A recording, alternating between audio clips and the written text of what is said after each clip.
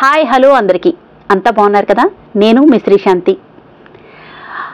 సరే, రోజుకో సమస్య గురించి మాట్లాడుకుంటున్నాం. సమస్య ఏం కాదు, కానీ రోజుకో విషయాన్ని మీ ముందుకు తీసుకొస్తున్నాను. మీరు వింటున్నారు, దానికి తగినట్టుగా మీ కామెంట్స్ పెడుతున్నారు, నేను గమనిస్తున్నా. బాగుంది, నచ్చిందని చాలా సంతోషంగా ఉంది. ఓహో, నేను కరెక్ట్ వేలోనే ఉన్నానన్నమాట.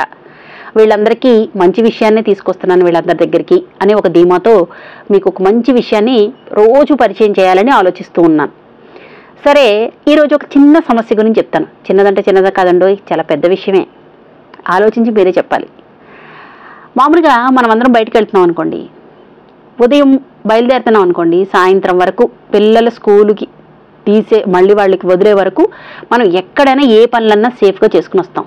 డ్యూటీలైనా అంతే, ఏదైనా పని మీద వెళ్ళినా అంతే. పిల్లలు స్కూల్లో ఉన్నారు అనే ధీమా, అవునా? మరి పిల్లలు స్కూల్లోనే ధీమాగా లేరనుకోండి, మనకి ఎలా ఉంటుంది? లేరని తెలిస్తే చాలా కష్టం కదా. మామూలుగా తల్లిదండ్రుల తర్వాత స్కూల్లో పిల్లలు ఉపాధ్యాయుల దగ్గర చాలా సంతోషంగా సేఫ్గా ఉంటారనే ఒక ఆలోచనతోనే మన రోజువారీ పనులన్నీ గడుస్తూ ఉంటాయి. ఈ విషయం ఎందుకు చెప్తున్నానంటే, పిల్లల్ని స్కూల్లో వదిలిన తర్వాత అని ఆలోచిస్తే వాళ్ళు ఉండే ఒక 5-6 గంటలు వేసుకున్న ఆ టైంలో వాళ్ళు పిల్లలతో ఆడుకుంటారు, స్కూల్లో టీచర్స్ చెప్పేది వింటారు, చదువుకుంటారు, పైగా అందరితోని సరదాగా సంతోషంగా ఉంటారు ఇంట్లో కన్నా అనే ఒక ఫీలింగ్ మనందరిది. కానీ టీచర్స్ బాధపెట్టి ఆ తర్వాత పిల్లలు దెబ్బలాడుకుని కొట్టుకొని టీచర్స్ పట్టించుకోకుండా వాళ్ళ చిన్న మనసులో అది ఎంత పెద్ద పెను తుఫానో తెలుసా మీకు? వాళ్ళు ఎంత ఇబ్బంది పడతారంటే అది మనకి చెప్పుకోలేరు. తల్లిదండ్రులు ఏమైనా అంటారేమో అని అటు టీచర్స్ పట్టించుకోక ఇక్కడ పిల్లలు ఏడిపించి ఇవన్నీ వాళ్ళ చిన్న హృదయాల్లో పెద్ద పెను తుఫాన్ అన్నమాట. దాని నుండి బయట పడలేక ఆ చిన్న హృదయాలు ఎంత తలడిల్లిపోతాయో తెలుసా? ఇప్పుడు ఒక పిల్లాడికి అదే సమస్య వచ్చింది. స్కూల్లో టీచర్స్ ఏమంటున్నారు? నువ్వు అల్లరి చేస్తావు, సమస్య నీదే అని పనిష్మెంట్స్ ఇస్తున్నారు. పిల్లలు ఏడిపిస్తున్నారు.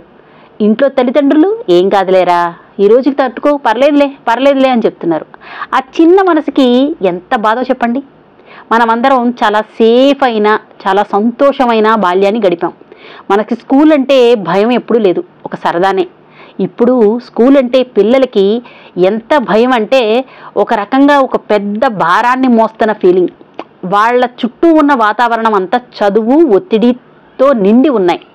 ఈ చదువు ఆ ఒత్తిడి వాళ్ళు భరించలేక ఆ చిన్న మెదళ్ళు ఆడుకునే స్పేస్ లేక ఎంత తల్లడిల్లిపోతున్నాయో మనం ఒకసారైనా ఆలోచించామా? ఒక చోట చదువు బాగుందంటే తీసుకుని వెళ్ళిపోయి అందులో జాయిన్ చేసేస్తాం. కానీ ఆ లోపల వాళ్ళకి ఆడుకోవడానికి ప్లేస్ ఉందా లేదా, వాళ్ళకి వాష్రూమ్స్ సరిగా ఉన్నాయా లేదా, ఆయాల చేతగా పట్టించుకుంటున్నారా లేదా, టీచర్స్ శ్రద్ధగా చూస్తారా లేదా, చదువు విషయాన్ని ఆఖరణ పరీక్షించుకోండి. కానీ ఈ సేఫ్టీగా వాళ్ళు లోపల ఉండగలరా, ఆడుకోవడానికి ప్లేస్ ఉందా, ఇలాంటి ఫెసిలిటీస్ అన్నీ ఉన్నాయా లేదా అన్నది కనుక్కున్న తర్వాతనే వాళ్ళని కొత్త స్కూల్లో జాయిన్ చేయండి. అంతేకాని మనకి ఏదో తోచింది కదా, ఇక్కడ బాగుంది కదా, ఫీజులు బాగున్నాయి కదా, స్కూల్ బాగుంది కదా, ఇంకొకటి ఏంటది ఎడ్యుకేషన్ బాగుంది కదా, ఈ ఎడ్యుకేషన్ పిచ్చిలో పడి పిల్లల్ని ఎంత శ్రమ పెడుతున్నామో మీకు అర్థం కావట్లా. మనది ఆనందకరమైన బాల్యం, మరి మన పిల్లలకి ఏమి ఇస్తున్నాం? ఒత్తిడితో కూడిన బాల్యాన్న కాదు కదా. అలా ఇవ్వడం వల్ల వాళ్ళ మెదళ్ళ చదువు వైపు వెళ్ళడం ఎలా ఉన్నా ఈ ఒత్తిడి మోసి కరెక్ట్ అయిన ప్లేస్లో వాళ్ళు ఎదగలేక, ఇటు చదువుకోలేక, పిల్లలు పెట్టే టార్చర్ భరించలేక, టీచర్స్కి చెప్పుకోలేక, తల్లిదండ్రులని నచ్చ చెప్పలేక వాళ్ళు ఎంత నరకం అనుభవిస్తారంటే వాళ్ళు దినదినగంలో నూరేళ్ళ ఉంటుందండి వాళ్ళ పరిస్థితి. ఒక్కసారి ఆలోచించండి. స్కూల్లో చదువు బాగుంటే పిల్లలు బాగుంటారనుకోవడం పిచ్చితనం అండి. నిజంగా చెప్పాలంటే పిల్లలు స్వేచ్ఛగా ఉండగలిగితేనే, సంతోషంగా చదువుకోగలిగితేనే, కష్టం లేకుండా ఆ చదువుని చదవగలిగితేనే వాళ్ళు బాగున్నట్టు. లేదనుకోండి వాళ్ళని చదివించడం అనేది అనవసరం. ఎందుకంటే ఆ టార్చర్గా మీరు ఇంట్లోనే పెట్టండి సరిపోద్ది. ఎందుకు నలుగురు చేతిలో పెట్టడం? అంతే. ఇది సీరియస్గా అయిన విషయమేనండి. ఆ అబ్బాయికి వచ్చిన సమస్య ఏంటంటే పిల్లలు ఆ అబ్బాయిని ఏడిపిస్తున్నారు, టీచర్స్ మాకు సంబంధం లేదంటున్నారు, పిల్లల విషయం అంటున్నారు. తల్లిదండ్రులు నచ్చ చెప్పాలని లెటర్ రాసి పంపించినా అది పెద్దగా పట్టించుకోవట్లేదు. ఆ చిన్నపిల్లడు ఏం చేయాలి చెప్పండి? ఇది చిన్న సమస్యలాగే ఉంటుంది. స్కూల్కి వెళ్ళి 4 అరుపులు అరిచేస్తే అయిపోద్ది కదా అని. కానీ వాడు మళ్ళీ అదే స్కూల్కి వెళ్ళాలి, చదువుకోవాలి కదా. ఒక సంవత్సరం అంతా చదివితేనే కానీ అక్కడ చదువు వాడికి పూర్తి కాదు. మరి ఇలాంటి సమస్యలు ఉన్న పిల్లలు ఎంతమంది ఉంటారు? పెద్దవాళ్ళ సమస్యలు కళ్ళకు కనబడతాయండి, చిన్నపిల్లల సమస్యలు కళ్ళకు కనిపించవు. అందుకనే ఎప్పుడైనా సరే పిల్లల విషయంలో వాళ్ళ ప్రపంచం చాలా చిన్నది. వాళ్ళ విషయంలో ఏదైనా సమస్య వస్తే వాళ్ళ ముందు ఉండాల్సింది తల్లిదండ్రులు. ఆ తర్వాత టీచర్స్కి నచ్చ చెప్పాల్సింది కూడా తల్లిదండ్రులే. అసలు వాడిని ఎలాంటి ఇబ్బంది పెడుతున్నారు అన్నది కూడా కరెక్ట్గా క్షుణ్ణంగా తెలుసుకోవాల్సింది తల్లిదండ్రులే. లేదనుకోండి ఆ ప్లేస్లో వాడు చదవాల్సిన అవసరమే లేదు. అసలు చదువు తర్వాతే అన్నీ అనుకోవడం పిచ్చితనం అండి. చదువు కన్నా అన్నీ ముందున్నాయి అనుకోండి, చదువు అదే వస్తుంది ఆటోమేటిక్గా. ఎందుకు చెప్తున్నానంటే పిల్లల మెదడులో ఒత్తిడి అనే బీజం ఈ రోజున మనం వేయిస్తే వాళ్ళు ఆ ఒత్తిడితోనే బతుకుతారండి, హ్యాపీగా ఎక్కడ ఉండరు. అన్నం నాలుగు ముద్దలు అందంగా మీరు చూడండి, మీ వాళ్ళని వైపు వెళ్ళండి, ఎంత అందంగా తినేవాళ్ళు మీరు ఎంత సంతోషంగా అన్నిటిని ఎంజాయ్ చేసి తినేవాళ్ళు. ఇప్పుడు పిల్లలు అలా తింటున్నారా? వాళ్ళు తినే తిండి, వాళ్ళు ప్రవర్తించే ప్రవర్తన అంతా కూడా ఒత్తిడే. ఎక్కడ అందంగా ఆనందంగా సంతోషంగా ఏ బాధ బందిరి లేకుండా ఉన్నారా అన్నది ఎక్కడా లేదండి. పిల్లలందరూ ఒత్తిడితో పెరుగుతున్న పిల్లలే. ఒక అందం లేదు, ఒక ఆనందం లేదు, సంతోషంగా ఆడుకోవడం లేదు, ఒక అమాయకత్వం లేదు పిల్లల్లో. ఆ ఎడ్యుకేషన్ వల్ల వచ్చిన ఎదవ సీనియారిటీతోటి ఆ పిల్లలు ఈ 10వ తరగతి చదివేవాడేమో ఏదో డిగ్రీలు చదువుతున్న వాళ్ళ మాట్లాడుతున్నాడు, 2వ తరగతి చదివేవాడేమో 10th క్లాస్ వాడు తెలివితేటలతో ఉంటున్నాడు. ఇది ఏమనుకోవాలి? ఇది పిల్లల్లో వచ్చిన అదేంటి దాన్ని ఏమంటారు, జన్యుపరమైన మార్పులా, లేకపోతే ఇదే ఓవర్ ఎడ్యుకేషన్ వల్ల, లేదంటే అతి తెలివితేటలు అనాలా, లేకపోతే వయసుకు మించిన తెలివితేటలా? ఏంది దీనివల్ల ఉపయోగం ఏంటి? అసలు వాళ్ళ వయసులో వాళ్ళు అనుభవించాల్సిన బాల్యాన్ని అనుభవించకుండా ఏదో పెద్ద భారాన్ని మోస్తున్నట్టు అధికమైన ఒత్తిడితోటి ఎందుకు పెరగాలండి? స్వేచ్ఛగా పెరగాలి కదా. పిల్లలంటే పావురాయిలు కదా, అందంగా ఎగరాలి కదా. అలాంటి వాళ్ళని రెక్కలు విరిచేసి ఆ చదువు అనే భారం పెట్టి ఎందుకండి ఇదంతా? అంటే నీ పిల్లోడు ఐఏఎస్ అవ్వాలని నీకు లేదా, నీ డాక్టర్ అవ్వాలని లేదా, చదువుకోకపోతే ఎలా అంటే నేనేం చెప్పలేను. కానీ చెప్పే విషయం ఏంటంటే హాయిగా ఇష్టంగా చదవాలండి.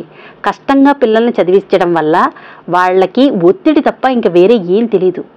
రుచులు ఎలా తెలియవో మనం పరిచయం చేయకపోతే ఆనందం కూడా అలాగే తెలియదు. ఇప్పుడు ఇది చింతపండు నాన్న పుల్లగా ఉంటుంది, ఇది బెల్లం నాన్న తీయగా ఉంటుంది, ఇది రేగిపండు నాన్న బాగుంటుంది తిను, ఇలా ఎలా చెప్తారో, ఒరే నాన్న ఇక్కడ నువ్వు కష్టపడక్కర్లేదు, ఇది నెమ్మదిగా సింపుల్గా చదువుకో, ఇక్కడ ఇలా ఉండు, ఇక్కడ ఇలా ఉండని తల్లిదండ్రులు చెప్పాలి. అలానే వాళ్ళ ఇబ్బందులు కూడా తిరిగి తల్లిదండ్రులే తెలుసుకోవాలి. తెలుసుకోలేకపోయారనుకోండి, మీరు తల్లిదండ్రులుగా మీ పిల్లల్ని ఏదో ఉన్నత శిఖరాల్లో పెట్టేసాం అనుకుంటున్నారు, కానీ ఓ రకంగా పెంపకంలో మీరు ఫెయిల్యూర్ అయినట్టే. కాబట్టి పిల్లలు స్కూల్లో ఎలా ఉంటున్నారు, వాళ్ళ వాతావరణం ఎలా ఉంది, చుట్టూ ఎలా ఉంటున్నారు, ఏమైనా ఇబ్బందులు ఉన్నాయా, ఎలా ఉన్నావు నాన్న, అక్కడ నీ ఫ్రెండ్స్ ఎలా ఉన్నారు, నీ చుట్టూ వాతావరణం ఎలా ఉంది, ఇది వారానికి ఒక్కసారన్నా పిల్లల్ని అడిగి తెలుసుకోండి. ఇబ్బందిగా ఉందా, వాడు ఆ స్కూల్లో చదవాల్సిన అవసరం లేదు, ఫీజులా వేరే చోట ఎక్కడైనా చదివించుకోవచ్చు. కానీ పిల్లల్ని ఇబ్బంది పెడుతూ మనం చదివించడం అనేది అది పంజరంలో ఒక పావురాయిని పెట్టేయడం, కష్టపెట్టడం అండి. ఇది చాలా కష్టం, అది ఆ పిల్లలు చెప్పుకోలేని కష్టం అది. కాబట్టి దీన్ని నేను పూర్తిగా వ్యతిరేకిస్తున్నాను. మీరు కూడా మీకు ఇలాంటి ఇబ్బంది మీ పిల్లలు పడుతూ ఉంటే మార్చేయండి, పర్వాలేదు, తప్పేం లేదు. ఇంకొకటి కనుక్కోండి, వారానికి ఒక్కసారన్నా వాళ్ళ స్కూల్లో పరిస్థితులు ఏంటి, ఎలా ఉంటున్నారు ఏంటి, ఇలాంటి సమస్య వాళ్ళు ఏమైనా ఫేస్ చేస్తున్నారా, టీచర్స్ వైపు నుండి కానీ, పిల్లల వైపు నుండి కానీ, ఆయాల వైపు నుండి కానీ, ఫెసిలిటీస్ పరంగా కూడా వాళ్ళు ఏమైనా సమస్యలు ఉన్నాయా, ఇది వారానికి ఒకసారి తెలుసుకోండి. నెలకు ఒకసారి పేరెంట్స్ మీటింగ్ పెడతారు. ఆ పేరెంట్స్ మీటింగ్లో మీ పిల్లలు ఎలా చదువుతున్నారో చెప్తారు, కానీ చుట్టూ ఉన్న వాతావరణంలో వాళ్ళు ఎలా ఉండగలుగుతున్నారు, ఉంటున్నారా లేదా, ఇబ్బందులు ఏమైనా ఉన్నాయా, ఇది కూడా మీరు ఒక పాయింట్లా చేర్చుకుని వాళ్ళని సేఫ్గా చూడాల్సిన బాధ్యత మీది. మీరు ఫీజు కడుతున్నారండి, మీరు ఉత్తినేం చదివించట్లేదు, వాళ్ళు ఉత్తినే రానియరు. కాబట్టి మీకు ఆ హక్కు ఉంది, డిమాండబుల్గా మీరు అక్కడ మాట్లాడాల్సిన బాధ్యత మీకుంది, మాట్లాడచ్చు కూడా.